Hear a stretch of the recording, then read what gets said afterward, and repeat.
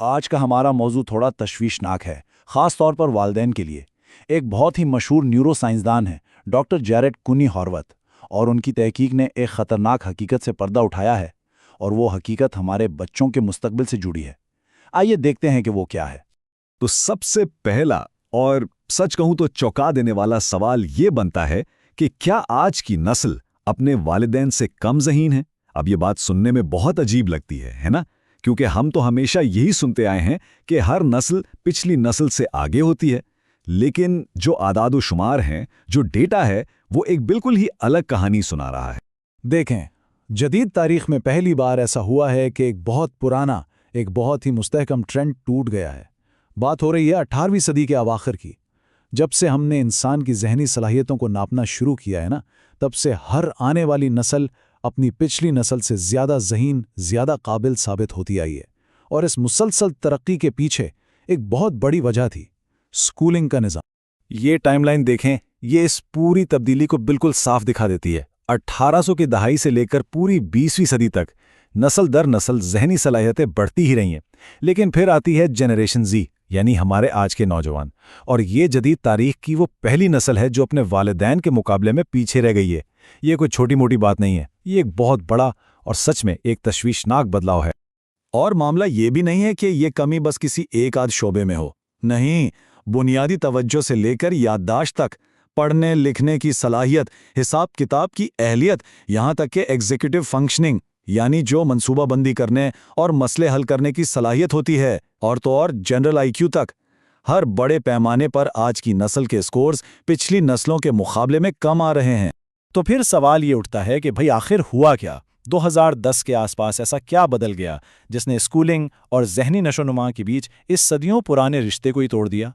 چلیں اس کی اصل وجہ کھوجنے کی کوشش کرتے ہیں۔ اچھا، تو سب سے پہلے شک کس پر جاتا ہے؟ اسکولوں پر؟ کیا وہاں کوئی بنیادی مسئلہ آ گیا ہے؟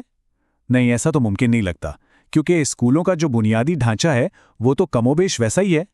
اچھا، تو کیا یہ کوئی حیاتیاتی تبدیلی ہے، کوئی ایولیوشنری چینج؟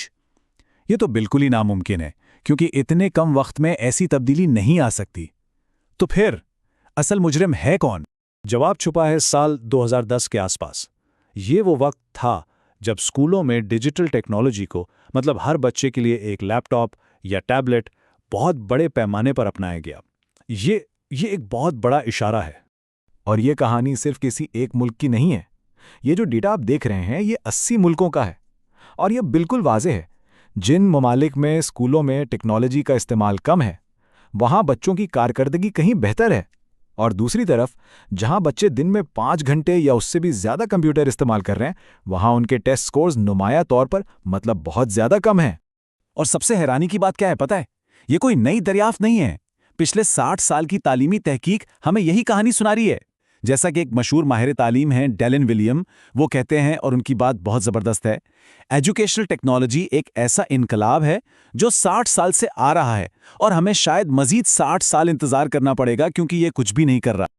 اچھا، اس سے پہلے کہ ہم اس مسئلے کی اور گہرائی میں جائیں اور یہ سمجھیں کہ ٹیکنالوجی ہمارے دماغ پر آخر کرتی کیا ہے، اگر یہ معلومات اہم لگ رہی ہیں تو بس ایک لمحے کے لیے رک کر اس چینل کو لائک، سبسکرائب اور شیئر ضرور کریں۔ آپ کی حمایت سے ہی ہمیں اس طرح کے مزید تجزیے آپ تک پہنچانے کی ہمت ملتی ہے۔ تو اب ہم اس تعلق سے آگے بڑھ کر اصل وجہ کی طرف آتے ہیں، اور اصل مسئلہ ٹیکنالوجی میں نہیں ہے، مسئلہ ہماری بائیولوجی کا ہے۔ یہ جو سلائیڈ کا عنوان ہے نا، یہ بہت اہم ہے۔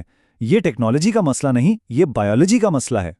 دیکھیں، ہمارا دماغ ہزاروں سال کے ارتقاء کے بعد دوسرے انسانوں سے سیکھنے کے لیے ڈیزائن ہوا ہے۔ ہم سماجی مخلوق ہیں۔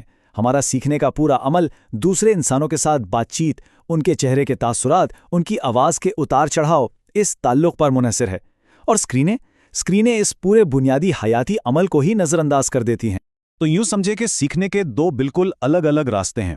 ایک راستہ ہے انسانوں سے سیکھنے کا۔ جب ہم ایسے سیکھتے ہیں تو ہمارا دماغ سماجی اشاروں، گہری بات چیت اور جذباتی تعلق کو استعمال کرتا ہے۔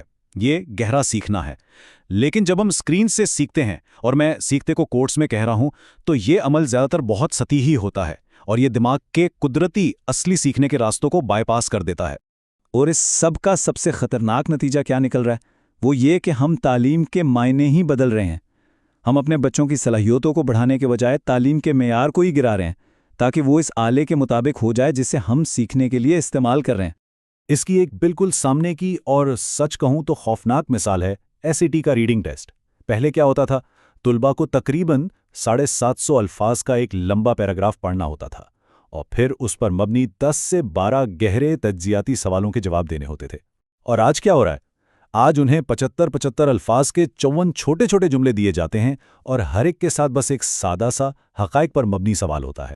बिल्कुल साफ अल्फाज में अगर कहें तो ये पढ़ना है ही नहीं, ये तो बस सरसरी नज़र डालना है, जिसे स्किमिंग कहते हैं। हम अपने बच्चों को गहरी समझबूझ के बजाय तेजी से मालूमात को बस स्कैन करना सिखा रहे हैं। क्यों? क्योंकि हमारे डिजिटल आलात इसी चीज़ की हौसला अफजाई करते हैं। तो आज हम एक दोराहे पर आ खड़े हुए, हमारे पास दो रास्ते हैं। क्या हम इस मसले को हल करेंगे और हकीकी तरक्की की तरफ वापस जाएंगे, या फिर हम टेक्नोलॉजी के सामने हथियार डाल देंगे और कामयाबी की तारीफ ही बदल देंगे? ये हमारे बच्चों के मुस्तकबिल के लिए एक बहुत बहुत अहम इंतखाब है। जैसा कि डॉक्टर हरवात ने कहा, ये तरक्की नहीं, ये हथियार डालना है। और ये कितनी सच्ची बात है। जब हम तालीम को टेक्नोलॉजी की हुदूद में फिट करने के लिए इसे तब्दील करते हैं, तो हम दरअसल अपने बच्चों की उन बेपनाह सलाहियतों के सामने सरेंडर कर रहे होते हैं जो उनके अंदर मौजूद हैं। और एक बात बिल्कुल वाज़े तौर पर समझना बहुत ज़रूरी है, मसला खुद स्क्रीन का है। इससे कोई फ़र्क नहीं पड़ता कि वो स्क्रीन छोटी है या बड़ी, फ़ोन है या लैपटॉप। इससे भी कोई फ़र्क नहीं पड़ता कि उसे स्कूल ने ख़रीदा है या वालिदैन ने, और इस पर तालीमी या एजुकेशनल का लेबल लगा देने से भी कुछ नहीं बदलता। तो चले इस सारी गुफ्तगू के जो अहम तरीन नुकात हैं उनको जल्दी से दोहरा लेते हैं। पहला, तारीख में पहली बार एक पूरी नस्ल यानी जनरेशन Z अपने वालिदैन से ज़हनी तौर पर पीछे है। दूसरा, 2010 से तालीमी टेक्नोलॉजी का जो वसी पैमाने पर इस्तेमाल शुरू हुआ वो इसका सबसे बड़ा मुश्तबा मुजरिम है।